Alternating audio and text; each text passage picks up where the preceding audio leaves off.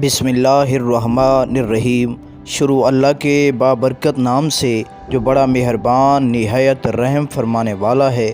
ناظرین، دنیا میں آج بھی ایسی قومیں بڑی تعداد میں موجود ہیں جو خدائے واحد کی ذات کو چھوڑ کر بتوں کی پرستش میں مبتلا ہیں۔ بت پرستی ان سنگین گناہوں میں سے ایک گناہ ہے جسے حق تعالیٰ کبھی معاف نہیں فرمائیں گے۔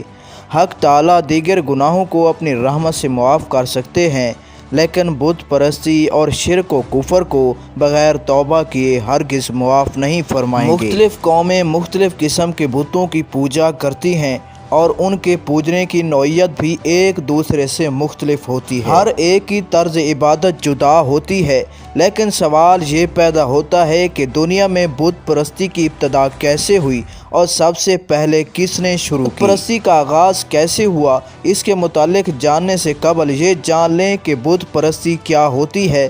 بت پرستی میں لوگ کسی شخص یا شبیہ کی ظاہری شکل و صورت، مثلا لکڑی، دھات، پتھر یا مٹی وغیرہ سے بنا کر اسے معبود مانتے ہیں اور اسے اپنی حاجت روا، مشکل کشا اور خدا سمجھتے ہیں۔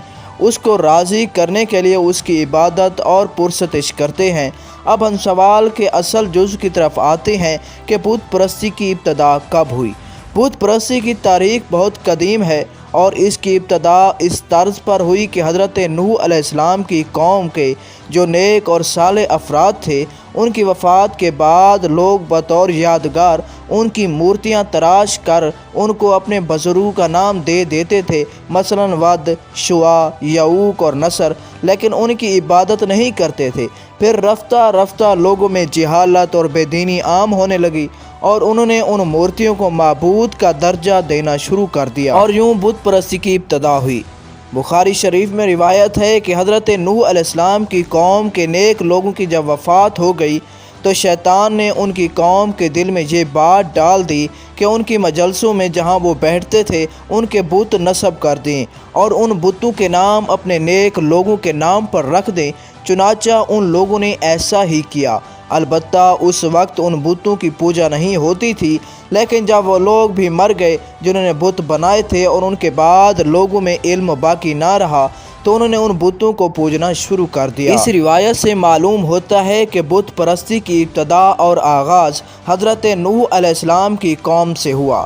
جزیرۃ العرب میں بت پرستی کی ابتدا کرنے والے کا نام عمرو بن عامر بن حی الغزائی ہے۔ چنانچہ حضرت ابو ہریرہ فرماتے ہیں کہ رسول اللہ صلی اللہ علیہ وآلہ وسلم نے اس کے متعلق ارشاد فرمایا، میں نے عمرو بن عامر کو دیکھا کہ وہ جہنم میں اپنی انتڑیاں گھسیٹ رہا تھا اور وہ پہلا شخص ہے جن نے صائبہ کی رسم نکالی۔ صائبہ اس جانور کو کہتے ہیں جسے وہ اپنے معبودوں کے نام پر چھوڑ دیتے تھے۔ وہ نہ اس پر بوجھ لاتے تھے اور نہ سواری کیا کرتے تھے۔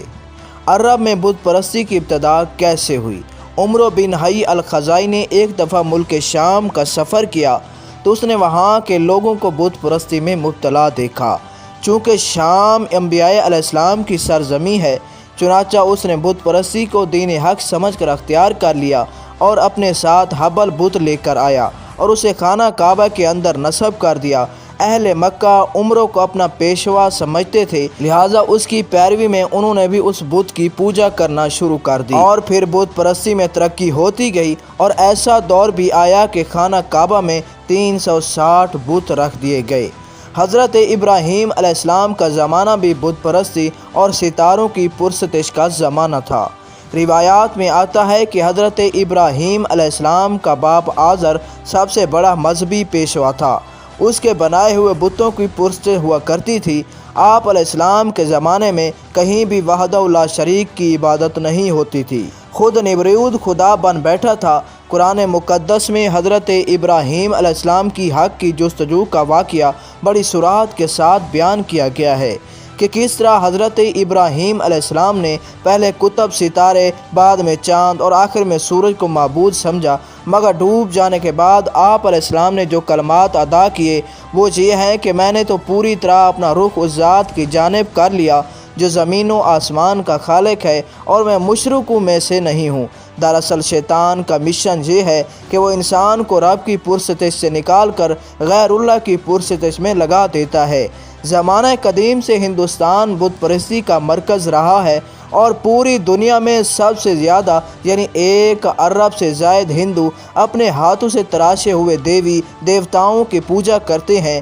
یہ دیو مالائی قصے کہانیوں پر مشتمل عقل سے معاورہ مذہبی داستانیں ہیں اور دنیوی تعلیمات کے اعلیٰ درجے کے ہندو بھی بندر، سانپ، چوہے اور پتھر کی مورتیوں کے علاوہ شیو بھگوان پاروتی کی پوجا کرتے ہیں۔ اب تو آئے دن شوبھدہ باز شخصیات کو بھگوان سمجھ کر پوجا شروع کر دی جاتی ہے، حتیٰ کہ مشہور اداکار امیتابھ بچن کی بھی پوجا شروع ہو گئی ہے اور اس کے نام سے ممبئی میں مندر بھی بنا لیا گیا ہے۔